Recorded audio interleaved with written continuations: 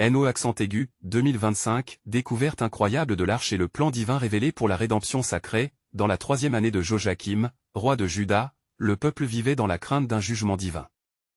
Les hommes avaient corrompu leur voix, oubliant les promesses faites à Noé après le déluge, quand l'arc-en-ciel avait été établi comme symbole d'alliance. Au sommet du mont Ararat, aux confins des terres antiques, un mystère murmuré depuis des siècles attendait d'être révélé. Samuel, professeur d'archéologie et fervent passionné des Écritures, ressentait cet appel en lui, une promesse ancrée dans ses pensées. Avec une équipe d'archéologues, il grimpa sur cette montagne énigmatique, son esprit tourbillonnant d'enthousiasme. Alors qu'il progressait parmi les rochers glacés, il pouvait presque entendre les échos du passé, les paroles de Dieu résonnant, « Je ne détruirai plus la terre par les eaux du déluge ».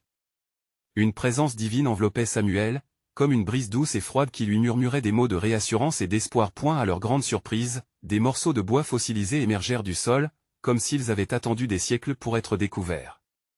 En les manipulant avec précaution, ils révélèrent des éléments qui semblaient dépasser le simple vestige. Chaque pièce était le reflet d'une structure immense, un rêve d'un temps ancien vivant encore au cœur de la terre. Et là, parmi les décombres, des inscriptions dévoilèrent un message prophétique dans une langue oubliée. Le Rédempteur viendra, pouvait-on lire, irradiant d'une lumière mystique. Quelque part au fond de son être, Samuel se demanda si cette découverte était plus qu'un simple événement historique, mais une révélation désespérée d'un monde en crise, un appel à la repentance. Alors que la nouvelle de leur découverte atteignait des oreilles sceptiques et moqueuses, Samuel resta persuadé que cela constituait une vérité sacrée. Pourtant, une petite communauté de foi se leva à ses côtés, reconnaissant l'impulsion divine, unissant leur cœur à ce récit ancien. Un soir, alors que la nuit enveloppait l'équipe près du site, un phénomène inexplicable les stupéfia. Une lumière éclatante s'élevait, illuminant chaque recoin de l'arche, tandis que des murmures d'échos éveillés parcouraient leur chair. C'était comme si le ciel lui-même se penchait pour observer la quête de ces archéologues. Face aux moqueries grandissantes, Samuel ressentit la pression d'un monde indifférent. Comment pouvait-il ignorer la réalité palpable d'un appel divin s'imposant à eux? À travers des nuits d'angoisse et de prière, chaque membre de l'équipe fut confronté à sa propre lutte spirituelle. Il devenait évident que leur mission avait pris une tournure plus grande que ce qu'ils auraient jamais pu imaginer. Des miracles inexplicables commençaient à se manifester autour d'eux, touchant les cœurs de quelques-uns, mais suscitant la méfiance chez d'autres. Regardant le ciel étoilé, illuminé d'une splendeur divine, Samuel comprit que ce qu'ils avaient découvert n'était pas seulement historique, mais un symbole d'un jugement divin et un cri d'appel à la rédemption. Peut-être qu'ils étaient appelés à éclairer un monde ennuyé par ces mots. Avant de continuer avec ce récit biblique incroyable, je veux m'assurer que vous ne manquez aucune de ces histoires puissantes des Écritures. Cliquez sur l'icône de cloche et sélectionnez toutes les notifications. Ces narratives bibliques ont transformé d'innombrables vies à travers l'histoire. Si la parole de Dieu à travers cette histoire vous bénit, s'il vous plaît aimez et partagez avec quelqu'un qui a besoin d'entendre sur la fidélité de Dieu aujourd'hui. Dites-moi dans les commentaires, quelle histoire biblique a le plus impacté votre parcours de foi? Je suis toujours émerveillé de comment la parole de Dieu parle au cœur à travers les générations. Maintenant continuons avec ce que le Seigneur fit. Ensuite, alors que les jours passaient, une tension palpable flottait dans l'air. Leur découverte pouvait être le tremplin vers un nouveau départ pour l'humanité, mais les cœurs étaient-ils préparés? Les promesses de Dieu, faites depuis l'aube du temps, pouvaient-elles encore résonner dans un monde si souvent récalcitrant? Samuel luttait, mais l'espoir brillait dans son cœur. À chaque lever d'étoile, il voyait un reflet du dessein divin se déployer devant lui, une histoire encore à écrire. Les jours s'étiraient en une lutte croissante entre la foi et le doute. Avec le temps, l'équipe commença à ressentir un besoin urgent de partager leurs trouvailles avec le monde, mais la peur de la rébellion des cœurs endurcis les paralysait. Samuel, le regard tourné vers les cieux étoilés, implorait Dieu de révéler le chemin à suivre. Comme il est écrit, murmura-t-il, le juste vivra par sa foi, Habacuc 2h4. Il savait que la vérité que leur équipe détenait était un phare éteint pour bien des âmes, perdues sous le poids de l'incrédulité. Une nuit, tandis qu'un orage grondait au loin, une tempête intérieure se déchaîna parmi ses compagnons.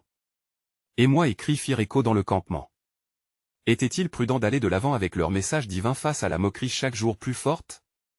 Samuel se leva, le cœur ardent. Écoutez, s'écria-t-il, ce que nous avons découvert ici ne concerne pas seulement un récit ancien. C'est un appel à la repentance. Regardez les signes qui s'accomplissent autour de nous. Le ciel lui-même semble s'affairer. Au moment où il prononça ces mots, la foudre déchira le ciel, illuminant l'arche sacrée et révélant une aura dorée autour des bois anciennes. Les membres de l'équipe, instantanément captivés, commencèrent à ressentir une conviction profonde. « Est-ce possible ?» se demanda l'un d'eux, touchant furtivement la surface de bois ancien, comme s'il pouvait ressentir les cris d'une histoire oubliée. À eu petit matin, après cette nuit tumultueuse, une rencontre inattendue eut lieu. Des villageois des environs, attirés par l'éclat de l'arche qui brillait encore d'une lumière surnaturelle, approchèrent. Ils étaient craintifs, mais un profond désir de savoir brillait dans leurs yeux. Samuel s'approcha et, dans une humble posture, commença à partager les découvertes de l'équipe. « Le voyez-vous » Il désigna les inscriptions anciennes. Ce qu'elles annoncent, c'est un message de rédemption. La promesse d'un rédempteur qui viendra pour sauver son peuple. Nous avons été appelés à être les messagers de cette vérité. Alors qu'il parlait, un frisson passa parmi l'auditoire. C'était la démo de ramener à la lumière des vérités anciennes qui avaient été étouffées sous le poids du péché et de l'indifférence. Un vieux sage parmi les villageois s'avança et dit avec une voix tremblante, « Plusieurs croyances se sont égarées. Mais si cette lumière brille encore aujourd'hui, peut-être que notre temps de retour est venu. » Ranimé par les cœurs qui commençaient à s'ouvrir, Samuel étendit ses bras pour les inviter dans cette danse divine d'espoir et de rédemption. La puissance de la parole de Dieu était palpable, insufflant une nouvelle vie à ceux qui entendaient. Cependant, au loin, des rumeurs d'hostilité montaient parmi les chefs religieux de Juda, des hommes dont les cœurs avaient été scellés dans leur mépris. Ils savaient que les révélations de Samuel mettraient en péril leur pouvoir. « Ils doivent être stoppés », murmura l'un d'eux, ses yeux brillants de jalousie. « Comment pouvons-nous laisser cette lumière se répandre dans nos terres ?» La tension continuait de croître, mais au milieu de cette tempête de conflit, Samuel et son équipe comprenaient qu'ils se tenaient sur le seuil d'une œuvre divine. Et dans un souffle de prière, Samuel se rappela la promesse, « Le Seigneur ne nous abandonnera pas.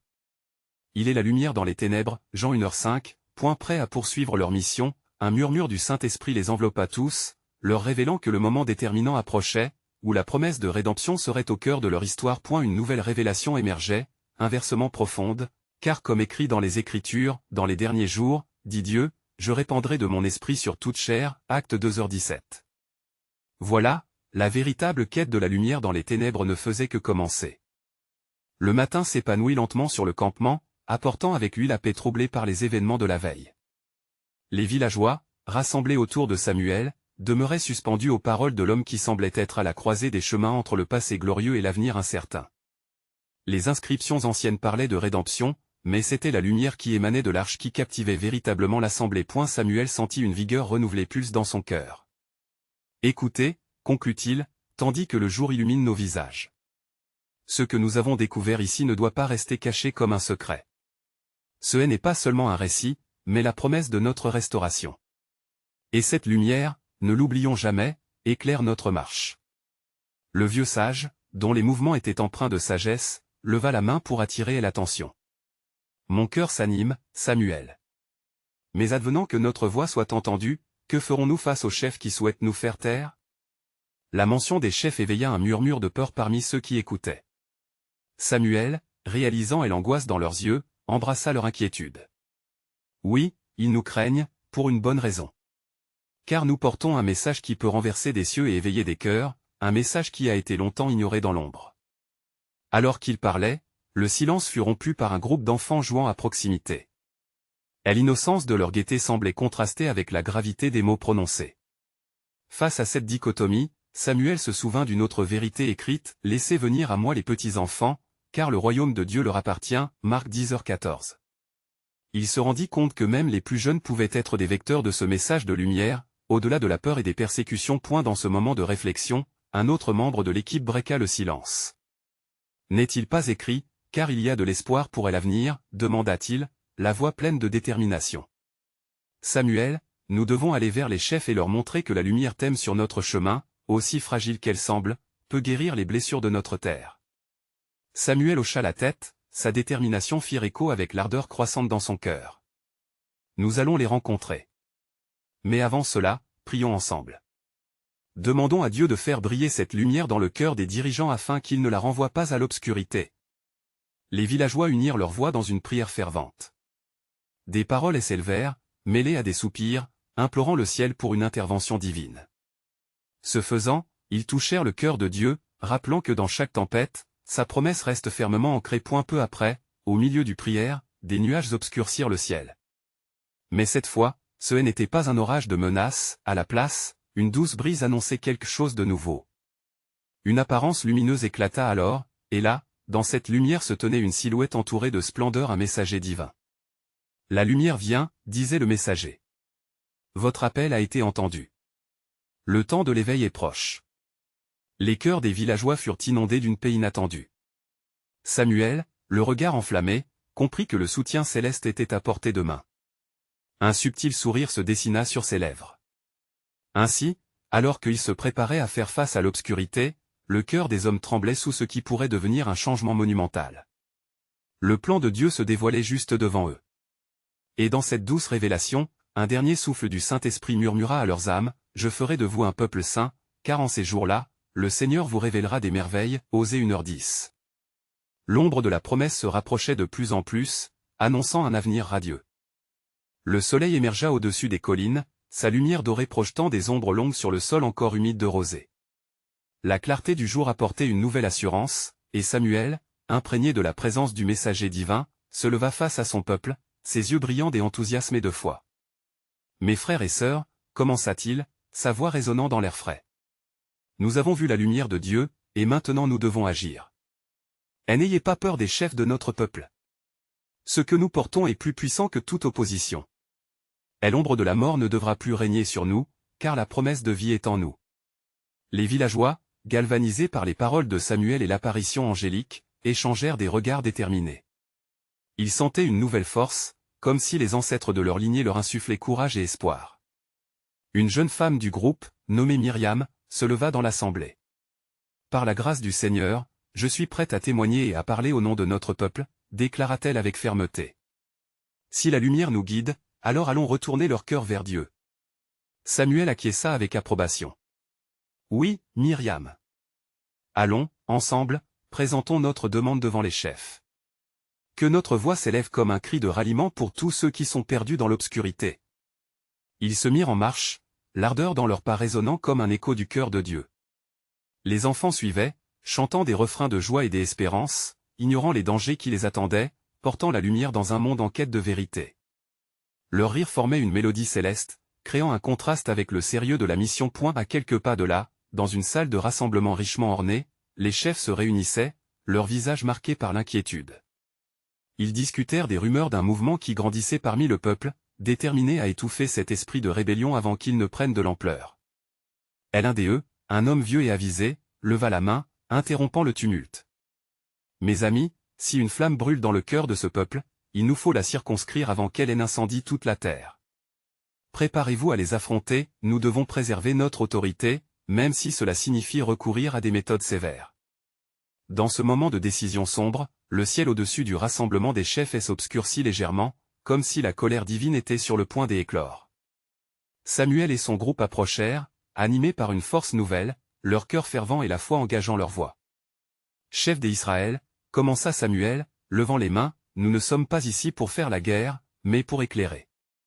La lumière de Dieu a été révélée, et avec elle, un message de rédemption pour chacun de vous. Vous ne pouvez ignorer ce qui est divin, car il est écrit, « Je leur donnerai un cœur pour comprendre, et des yeux pour voir. » Jérémie 24h7, à ces mots, les visages des chefs se décrispèrent, mais un murmure d'incrédulité se propagea. Alors que Samuel poursuivait, une tension palpable se créait dans l'atmosphère, comme un vent qui souffle sèchement avant l'orage. Les cieux semblaient prêts à témoigner de cet affrontement entre lumière et ténèbres. Samuel, ressentant le poids du moment, approfondit son regard.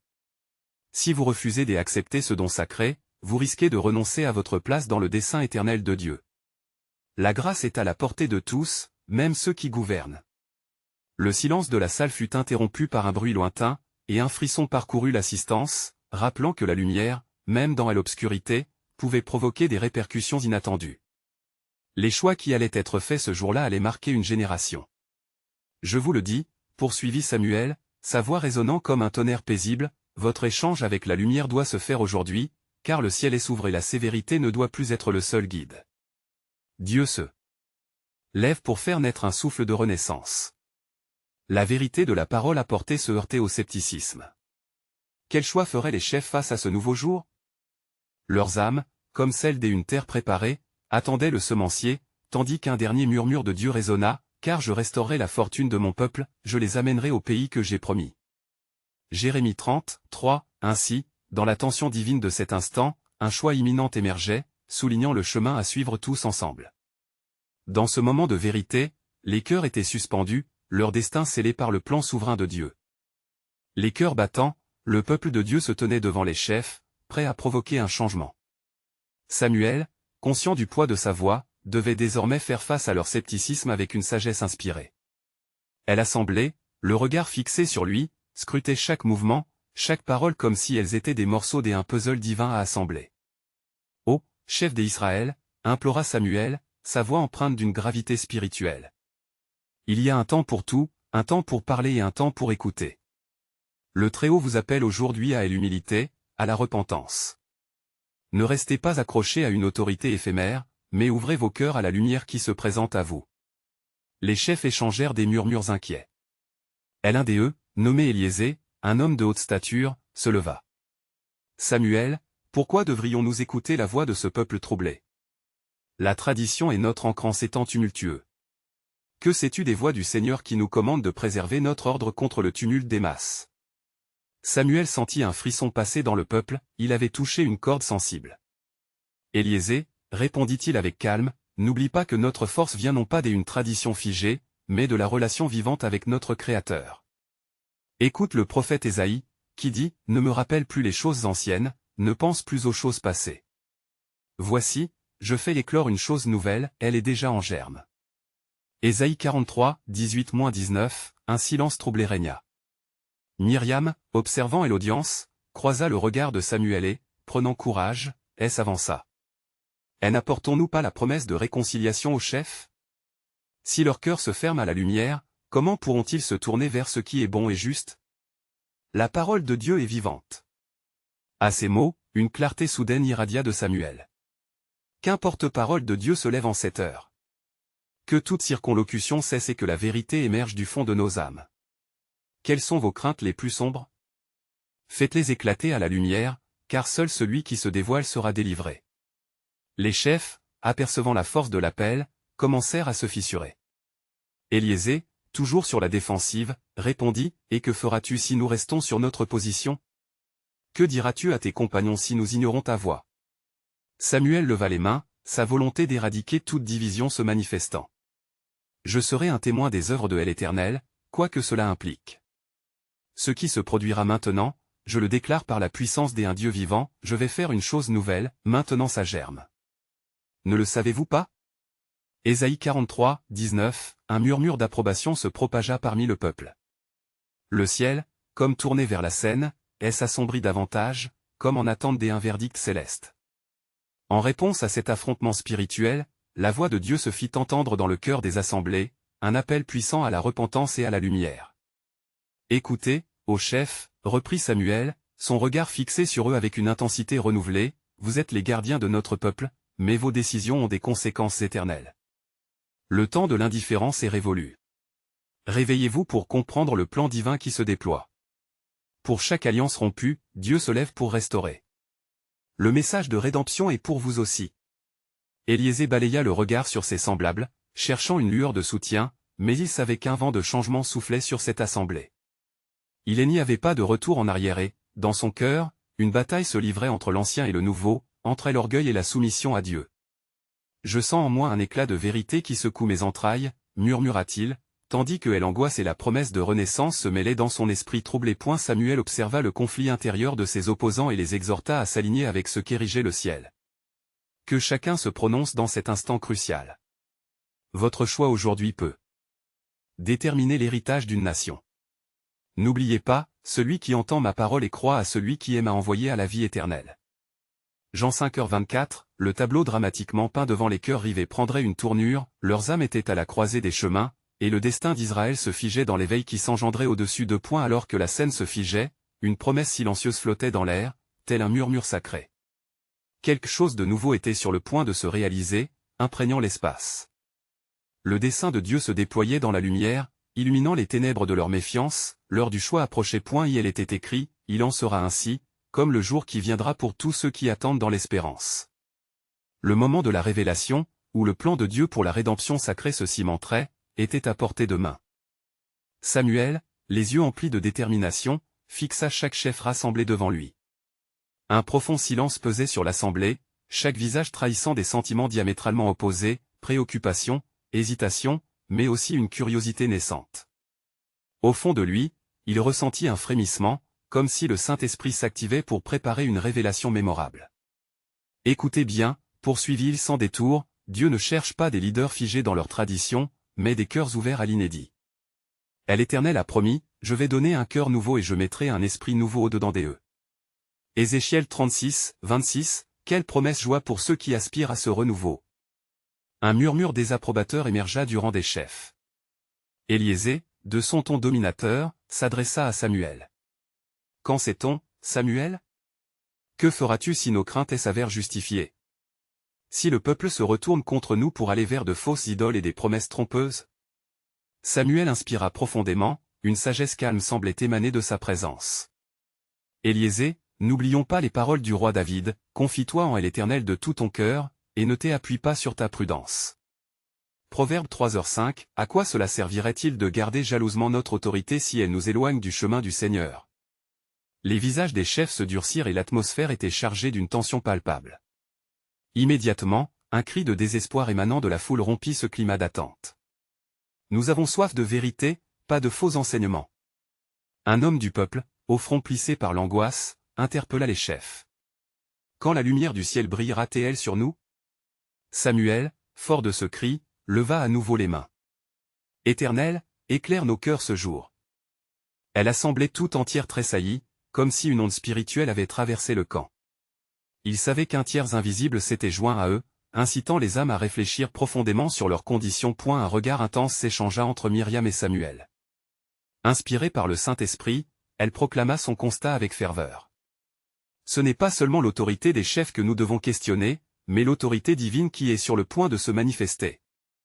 Écoutez la promesse du Seigneur, le cœur du roi est dans la main de l'Éternel, il l'incline où bon lui semble. Proverbe 21h1, que chacun s'humilie et cherche la face de Dieu. Les chefs, pris au piège entre leur fierté ancestrale et la vérité vivante en train de se dévoiler, échangèrent des regards incertains. Éliésée, malgré sa position de fer, commençait à percevoir une fissure dans son armure. Il murmura dans une prière muette, implorant une direction. Alors que la tension atteignait son paroxysme, Samuel leva son regard vers le ciel. Que la vérité se révèle. Que chacun trouve le courage de servir l'Éternel avec intégrité. À ce moment, un éclair de lumière jaillit d'un nu sombre, et un tonnerre retentissant affirma l'importance de leur assemblée. Tous sursautèrent, leur cœur battant à l'unisson d'une vérité transcendante. Les décorations collectives de l'humain se dissipaient devant la majesté de l'appel divin. Le temps est venu pour une rédemption. S'écria Samuel avec une force renouvelée.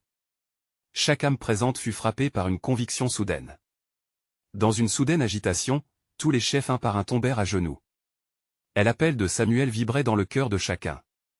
Sa voix résonnait comme une prophétie vivante, et une promesse des espoirs prenait vie, comme il est écrit, « Je ferai d'eux une seule nation ». Ézéchiel 37, 22, pressé par la voix du Très-Haut, ne restez pas dans vos doutes, mais suivez la voie de l'Éternel. La lumière de l'aube débordait désormais sur leur assemblée, comme une huile douce sur les têtes. Samuel observa leur transformation, son âme exaltée à la vue des cœurs qui s'ouvraient à Dieu. Le déroulement de l'histoire était en marche. Au-delà de cette assemblée, un chemin vers la rédemption éclatante se dessinait. Une révélation divine se pointait à l'horizon. Et il était écrit, « Quand le peuple se rassemblera pour prier, et se consacrera, alors je restaurerai leur terre. » 2 Chroniques 7h14, la promesse de réconciliation s'éveillait, laissant présager un dessein divin à peine effleuré. La lumière du jour grandissait à mesure que les cœurs se transformaient. Samuel observait avec une joie indescriptible l'assemblée, où des croyants, auparavant diphésés, commençaient à ressentir la puissance de l'unité divine. Les chefs, désormais à genoux, respiraient la ferveur d'une nouvelle compréhension. « Éternel !» s'exclama Samuel, levant les bras vers le ciel assombri. Révèle ta vérité à ce peuple affamé de ta présence. Que ton souffle vienne et fasse de nous de véritables adorateurs en esprit et en vérité. Un frisson traversa le groupe, et la terre semblait vibrer autour d'eux, comme pour confirmer l'appel de Samuel. la voix divine s'intensifia, résonnant des profondeurs du ciel, tandis qu'une nuée omniprésente à proximité s'assombrissait et tournoyait lentement. Les murmures cessèrent lentement, une attente palpable s'installa. Myriam, en proie à un mélange d'émerveillement et de ferveur, se leva et s'avança. Oui, comme il est écrit, je veux miséricorde, et non sacrifice. Osée 6h06, éloignons-nous de l'hypocrisie qui nous alliait. Apportons un cœur contrit devant le Seigneur, car c'est là que commence notre restauration. Au moment où elle prononçait ces mots, un fracas tonitruant fusa du ciel, suivi d'une foudre éblouissante qui transperça les cieux. Les yeux s'écarquillèrent, et chacun savait que Dieu était en train d'agir d'une manière sans précédent. Soudain, un vent violent souffla, balayant les échos d'angoisse et régnant sur les âmes tourmentées. Le Saint-Esprit descendit comme un feu purificateur, touchant les cœurs disponibles. Ils se levèrent dans une adoration fervente, un nouvel engagement à poursuivre le chemin éclairé par la promesse divine. Éliésée, plongé dans ses pensées, se sentit soudainement confronté à une conviction profonde. En toute humilité, il leva les mains. Samuel, je me rends compte de mes erreurs. Nous avons été trop attachés à nos positions et nos traditions. Pardonnez-nous et conduisez-nous dans ce nouveau chemin. Que soient détruites les idoles de nos cœurs. L'assemblée applaudit, soudain harmonisée comme une seule voix. L'amour de Dieu pénétra le lieu, sa présence agissant à la manière du pain qui nourrit une âme affamée. Alors qu'ils se rassemblaient, une vision éclatante surgit dans l'esprit de Samuel. Il s'imagina une arche, semblable à celle de Noé, flottant sur des eaux tumultueuses. C'était une arche de rédemption spirituelle, non pas pour sauver un seul peuple, mais pour rassembler tous ceux qui reconnaîtraient le nom du Seigneur. Écoutez, dit-il avec une voix forte et empreinte d'urgence. Comme Noé a répondu à l'appel de Dieu, nous aussi nous sommes appelés à bâtir une arche de foi. Un refuge où le monde affamé de liberté pourra trouver son salut. L'Éternel veut maintenant faire briller sa lumière dans l'obscurité. Les cœurs s'enflammèrent à cette idée. Cette arche serait une métaphore, un symbole d'espoir dans les temps de confusion. Chacun dans l'assemblée comprit que cette mission n'était pas seulement un défi, mais un mandat divin. Dans cette arche, il y aura place pour tous, poursuivit-il. Et criait, tous ceux qui invoqueront le nom du Seigneur seront sauvés. Romains 10h13, que notre village, nos familles et même nos ennemis soient attirés dans cette bonne nouvelle. À ce moment précis, un nu des éclairs illumina le ciel et un impact tremblant secoua la terre. Samuel savait que cette promesse de rédemption n'était pas juste une vision, mais le début d'un mouvement divin qui changerait le cours de leur histoire. Ainsi, alors que les cœurs battaient à l'unisson, Samuel conclut, sa voix s'élevant vers cette réalité transcendante, le temps de la révélation approche. Et, comme l'Écriture le dit si clairement, car je connais les projets que j'y ai formés à votre égard, dit l'Éternel, projets de paix et non de malheur, pour vous donner un avenir et de l'espérance. Jérémie 29, 11, la promesse éclatante de Dieu est sur le point de se dévoiler. L'assemblée demeura silencieuse, le souffle de l'Éternel enveloppant chaque cœur comme une douce caresse spirituelle. Samuel, les yeux fixés sur le ciel, ressentit une onde de puissance traverser son être. Alors que l'orage menaçant continuait de gronder au-dessus des montagnes, une voix s'élevait au plus profond de lui, comme si le ciel était en train de confier des secrets anciens au peuple rassemblé. Oui, l'arche de rédemption est notre appel, déclara-t-il avec ferveur. Mais sachez, mes frères et sœurs, que bâtir cette arche demande bien plus que des matériaux et de l'effort. Cela exige l'unité et la pureté de nos intentions envers Dieu et les uns envers les autres. Les visages étaient illuminés de détermination, chacun réalisant que cette mission divine serait à la fois un défi de foi et de transformation. Myriam regarda Éliésée, et dans ses yeux brillait une nouvelle compréhension. « Ne laissons pas notre passé nous enchaîner, murmura-t-elle.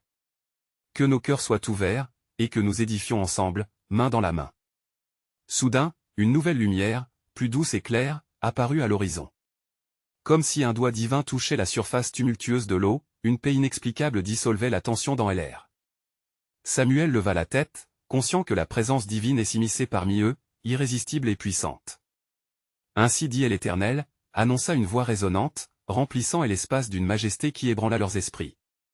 Je suis avec vous dans ce chemin. Vous bâtirez une arche, non seulement pour votre protection, mais aussi comme un phare pour les nations. L'amour et la miséricorde seront les premiers fondements de cette œuvre. Amen, Seigneur. Crièrent-ils en chœur, leurs âmes vibrant d'une nouvelle vigueur. Le ciel s'assombrit à nouveau alors que les éclairs dansaient dans l'obscurité, créant un tableau terrifiant mais beau. Un coup de tonnerre retentissant fit vibrer le sol sous leurs pieds, comme pour affirmer la souveraineté de Dieu sur toute la création. Samuel, uni dans la prière avec ses frères et sœurs, cherchait des mots pour exprimer l'inexprimable. Que chacun d'entre nous devienne un architecte de cette œuvre divine, cria-t-il, sa voix pleine d'énergie. Laissez nos âmes être de la charpente, nos cœurs des murs de compassion. Érigeons cette arche à travers nos actions et notre amour.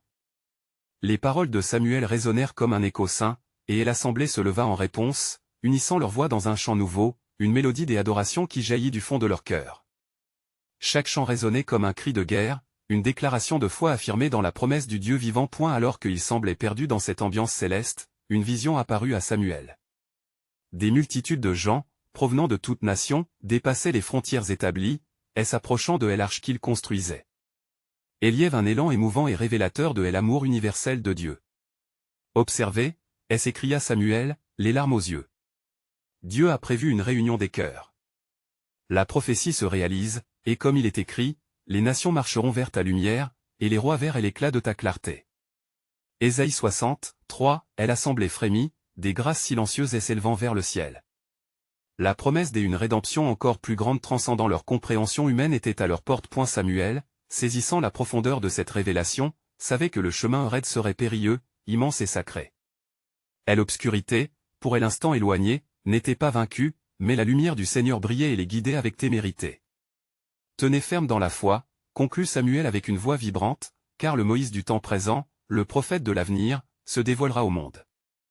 Et en lui, les aveugles verront, et les sourds entendront, ceux qui sont dans les ténèbres seront conduits à la lumière. Ésaïe 42, 7, la promesse de la rédemption se manifeste comme un mystère encore à découvrir, mais le plan souverain de Dieu est en marche. Les jours passèrent, emplis d'une ferveur croissante. L'assemblée, unie par la vision de Samuel, se mit à œuvrer. Ils rassemblèrent des matériaux avec diligence, chaque morceau de bois et chaque clou symbolisant non seulement leur engagement, mais aussi l'amour qui les unissait. Myriam, guidant les femmes, tissait des voiles de lin fin et délicat, des témoignages de l'espoir et de la lumière. Un matin, alors que la brume se levait sur les collines, Samuel s'éleva parmi le peuple, son cœur ardent. « Écoutez, mes frères et sœurs, commença-t-il, sa voix vibrante d'émotion. L'Éternel a déposé dans mon cœur une vérité. Ce que nous construisons ici n'est pas simplement une arche pour notre protection. C'est une promesse tangible de l'intercession divine pour toutes les générations futures. » À ces mots, une onde de ferveur parcourut la foule. Les parents se mirent à penser à leurs enfants, à la pérennité de cette alliance, à la semence spirituelle qu'ils étaient appelés à semer. Éliésée, son âme touchée, s'approcha de Samuel. Prophète de l'Éternel, quel est donc le dessein de notre Créateur? Clarifie-nous ce mystère divin, afin que nous le chantions, que nous l'annonçons. Samuel leva les mains vers le ciel. Il est écrit, « Je ferai de toi une grande nation, et je te bénirai. » Genèse 12h2, le chemin de la rédemption ne se limite pas à nous, mais il englobera les nations. Cette arche sera un refuge, non seulement pour Israël, mais pour tous les cœurs assoiffés de rédemption. Le peuple murmura, intimidé par l'ampleur de la promesse dévoilée. Avec ce défi, les travaux prirent une nouvelle dimension. Chacun se mit à prier, dans l'assemblée et en privé, implorant l'Éternel pour une clarté qui les guiderait davantage. Cependant, la paix ne tarda pas à être troublée. Des rumeurs circulèrent dans les terres environnantes. Des gens du dehors commencèrent à observer les activités d'Israël, intrigués par le projet qui prenait forme. Parmi eux se tenait un homme au regard impitoyable, un parmi les anciens, qui voyait cette arche non comme un phare de lumière, mais comme une menace à son pouvoir et son autorité. Ils bâtissent un sanctuaire, murmura-t-il à ses semblables. Une alliance qu'il faut interrompre avant qu'elle ne prenne racine. Nous devons entrer dans la mêlée de nos cœurs afin que leur lumière ne brille pas sur nous. Alors que le peuple d'Israël avançait dans ses travaux, ils furent bientôt confrontés à l'opposition. Des menaces apparurent, soufflant comme le vent d'une tempête dans l'esprit des bâtisseurs. Samuel, discernant l'effroi croissant, convia de nouveau l'assemblée à se rassembler. Ne craignez rien, car comme l'Éternel le dit, il ne nous abandonnera ni ne nous délaissera. Hébreux 13h5. Nous sommes en guerre, mais notre combat n'est pas contre la chair et le sang. Il faut garder nos cœurs fixés sur le plan de notre Dieu. Car, comme l'Écriture l'affirme, quiconque ajoutera à ces paroles, Dieu ajoutera à lui les fléaux écrits dans ce livre, Apocalypse 22h18. L'assemblée, revigorée, est unie dans la prière, leur foi est s'intensifiant face à l'adversité. Chaque témoin de l'assemblée, conscient du plan derrière leur mission, sut dans son cœur que cette arche symboliserait une porte ouverte, une promesse enflammée. Et Samuel, dans son esprit, comprit que le moment était proche où l'Éternel révélerait encore plus son projet. Une ardente obligation, une révélation sur le vrai fondement de leur foi, se tenait au bord de sa conscience. Oui, mes frères et sœurs, proclama-t-il avec ferveur, l'arche porte une promesse mais cache aussi un mystère. Quand les temps seront accomplis, Dieu enverra son Fils, né d'une femme, né sous la loi, Galates 4h4. Ce plan souverain est plus vaste que nous ne l'avons imaginé. Leur cœur est s'éveillé à une vision encore plus grande, une illumination divine préparée pour le monde entier, un message d'espoir aux nations qui ne demandaient qu'à entendre cette révélation sacrée. Alors que le jour se levait sur le paysage rugueux des montagnes d'Ararat, une atmosphère d'anticipation électrisait les cœurs de ceux qui se réunissaient autour de l'arche. Samuel, fortifié par l'intercession de son peuple, ressentait en lui le poids d'une immense responsabilité. La mission qu'ils avaient entreprise ne concernait pas seulement leur propre salut, mais constituait un phare pour tous les peuples, un appel à la rédemption divine. Le travail qu'ils avaient accompli jusqu'à présent avait uni le groupe dans un même but, être les bâtisseurs d'une promesse. Cependant, l'ombre des vents hostiles soufflait sur leur projet, des murmures de jalousie et de méfiance s'élevaient des responsables qui craignaient pour leur pouvoir.